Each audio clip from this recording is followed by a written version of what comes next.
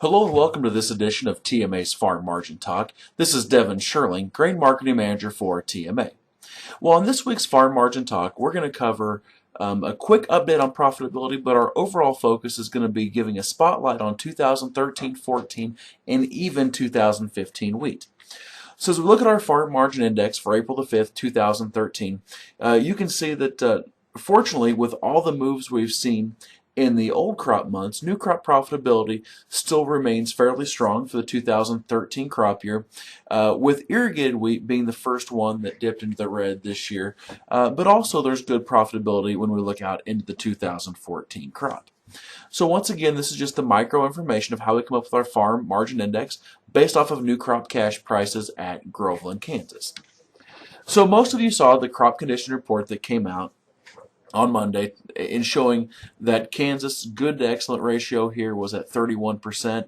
The 18 state average was at 34%.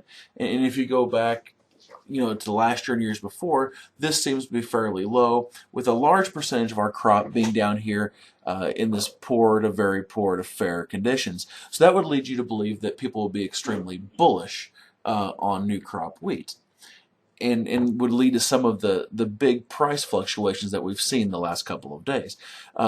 So for example, earlier in the week, we're concerned about frost scares and wheat conditions. And then here at the end of the week, we're seeing some additional pressure coming into this marketplace because it's tough to get too wound up since there's not a direct correlation between crop condition ratings and yields, to where moisture in a wetter pattern wouldn't lead towards higher grain receipts throughout most of our territory. So the trade's really mixed, and you can really see that. But week on week, we've only seen about a 6-cent decrease on overall futures prices moves. So relatively calm. So that kind of leads me to talk about the next point. So when we have profitability in 13 and we're watching that wane here as we come into harvest time with a decrease in futures, we also need to look at what's available for 2014. And this just gives you a snapshot using estimated prices and expenses of what that profitability looks like. So if you are concerned or about what would happen if you get stuck down into this lower left-hand corner of low yields and low prices, make sure you get a hold of one of our grain or crop insurance specialists to help customize that plan to fit your need. Now what I want to talk about is a 2015 strategy. Your first thought is, well, Devin, why are we talking about 2015? That's 3 harvests from now. Doesn't make a lot of sense for me. As a matter of fact, it's not even trading on the board of trade.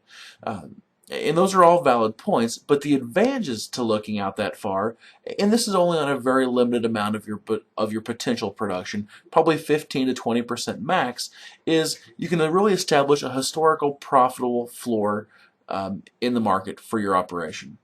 You have the ability to capture significant upsides, and it's a very minimal investment for this min-max strategy that we're going to visit about. And the great part is that investment, unlike a lot of brokerage companies, isn't due until you deliver that grain out in 2015. So what am I talking about?